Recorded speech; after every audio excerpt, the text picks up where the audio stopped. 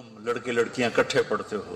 हमारा culture boy friend girl friend नहीं है, हमारा कल्चर निकाह है और हया है और पाक दामनी। हम खुद तराशते हैं मनाजिल के संग मील, हम वो नहीं है जिनको जमाना बना गया।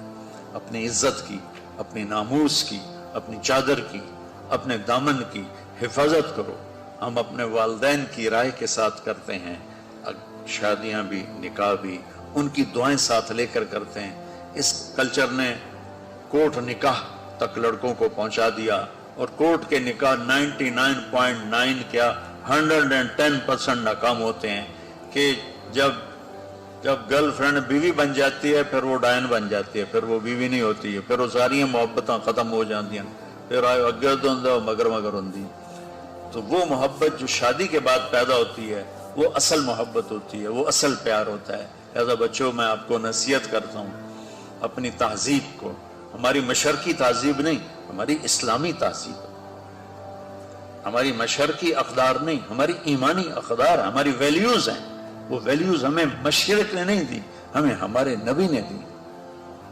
तो अल्लाह के वास्ते अपनी इज्जत की हिफाजत करो, अपने माँ बाप की।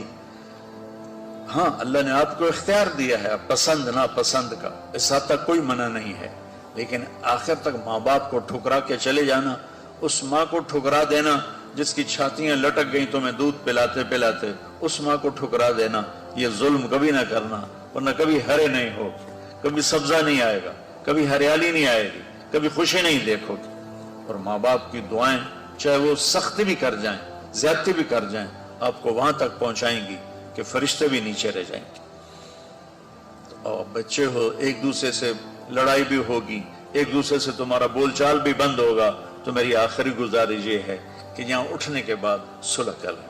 ये बच्चियों से भी कहता हूँ, कईयों की आपस में खटपट हो जाती है, आप एक जगह पढ़ते रहते हैं, खटपट हो जाती है, बोलचाल बंद हो जाती है, ये मेरे अल्लाह को पसंद नहीं, मेरे नबी को पसंद नहीं। बच्चों, एक दूसरे को खुश होकर मिलो, चंद दिन की जिंदगी है, मर जाना है, चले जाना है, असल ठिकाना तो अल्लाह आगे लाने वाला है जिसका नाम जन्नत है।